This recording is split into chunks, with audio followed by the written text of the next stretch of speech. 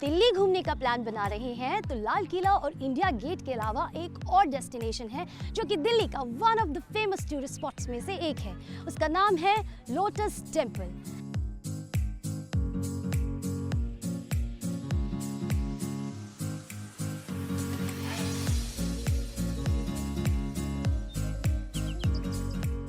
एकता और शांति का प्रतीक माने जाने वाला दिल्ली का लोटस टेम्पल आधे खिले हुए कमल के फूल की डिजाइन में बना हुआ है, जो कि देखने में बेहद अट्रैक्टिव लगता है।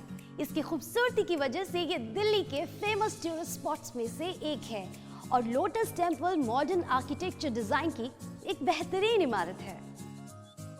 मंदिर का वास्तु पर्शियन आर्किटेक्ट परिबोर साहबा द्वारा तैयार किया गया था। दुनिया भर में आधुनिक वास्तुकला के नमूनों में से एक है लोटस टेम्पल। इसका निर्माण बहाई समुदाय ने करवाया था, इसलिए इस मंदिर को बहाई उपासना मंदिर भी कहा जाता है। जो कंस्ट्रक्शन की शुरुआत है वो 1980 में हुई और 1986 में इसकी कंस्ट्रक्शन कंप्लीट हुई और दिसंबर के महीने में ये पूरे विश्व के एकता के लिए डेडिकेटेड था। ये उन 8 बहाई उपासना मंदिरों से एक है जो कि कॉन्टिनेंटल स्तर पे विश्व की एकता, मानव जाति की एकता, ईश्वर की एकता को दर्शाता है। मंदिर आधे खिले कमल की आकृति में संगमरमर की 27 पंखुड़ियों के साथ बनाया गया है, जो कि 3 लेयर्स में व्यवस्थित है। मंदिर चारों ओर से 9 दरवाजों से घिरा है और बीचों बीच एक बहुत बड़ा सा हॉल है, जिसकी ऊंचाई 40 मीटर है।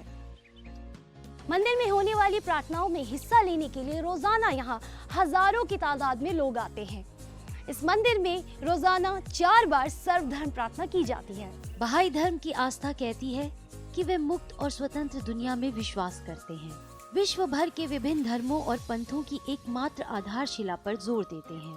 बहाई धर्म की स्थापना 1844 में ईरान से शुरू हुआ था। बहाई धर्म ईश्वरीय अवतार बाब और बहाओल्लाह, जिनको हम इस युग के ट्विन मैनिफेस्टेशंस के रूप में देखते हैं, वो उन ईश्वरीय अवतारों में से हैं जो हर युग में आते हैं और मानव जाति के कल्याण के लिए, मानव जाति के मार्गदर्शन के लिए कुछ नई शिक्षाएं लाते हैं।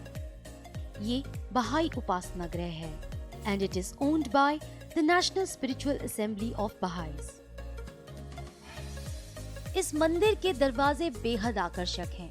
आर्क के आकार में बने ये दरवाजे कोनाकार, बेलनाकार और सादे आकार में बने हुए हैं, जिसकी आकर्षक बनावट टूरिस्ट्स का ध्यान अपनी तरफ खींचती है।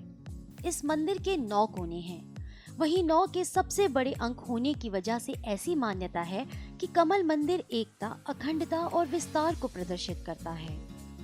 मंदिर के अंदर की जो खासियत है कि केवल ईश्वर के शब्द वहाँ पे गुणगान हो सकते हैं।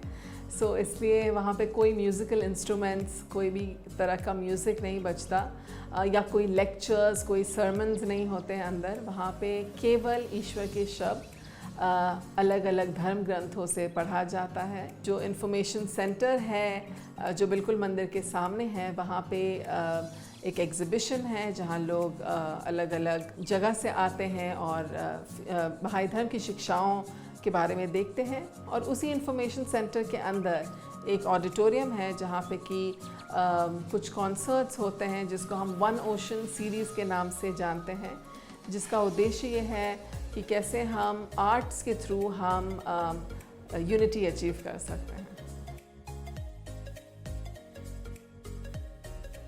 कमल की पंखुड़ियां तैरते पानी में देखने से बेहद सुकून मिलता है। बाहर चाहे कितना भी टेम्परेचर क्यों ना हो, लेकिन इसका आर्किटेक्चर कुछ इस तरीके से डिजाइन किया गया है कि इसके जलाशय के आसपास और मंदिर के भीतर काफी ठंडक रहती है। इसकी पंखुड़ियों के आसपास 9 पूल हैं, जिसके चारों तरफ रंगीन फ्लड लाइट्स लगाई गई हैं। जब रात में इन लाइट्स को रोशन किया जाता है तो पानी में से कमल खिलता हुआ दिखाई देता है और विजिटर्स के लिए ये दृश्य बहुत ही मनमोहक होता है। इस मंदिर की जटिल डिजाइन की वजह से इस मंदिर को बनाने में करीब 10,000 अलग अलग आकार के संगमरमर के पत्थरों का इस्तेमाल किया गया। वर्ष 2001 की एक रिपोर्ट के मुताबिक इसे दुनिया की सबसे ज्यादा देखी जाने वाली जगह बताया गया था। मुझे यहाँ आकर बेहद सुकून मिला। इस मंदिर का आर्किटेक्चर जितना खूबसूरत है, उससे कहीं ज़्यादा खूबसूरत है इसका उद्देश्य कि यहाँ सब धर्म के लोग आ सकते हैं, एक छत के नीचे एक साथ बैठकर अपने ईश्वर की प्रार्थना कर सकते हैं। अगर आप दिल्ली की दौड़ती भागती जिंदगी से कुछ पल सुकून के छीनना चाहते हैं तो ये जगह आपके लिए है। खैर फिलहाल मुझे लौटना होगा वापस से अपनी भागती दौड़ती जिंदगी में, ताकि मैं आपको रूबरू करा सकूं कुछ और ऐसी नायाब जगहों से। तो तब तक के लिए bye bye and take care till we meet next time.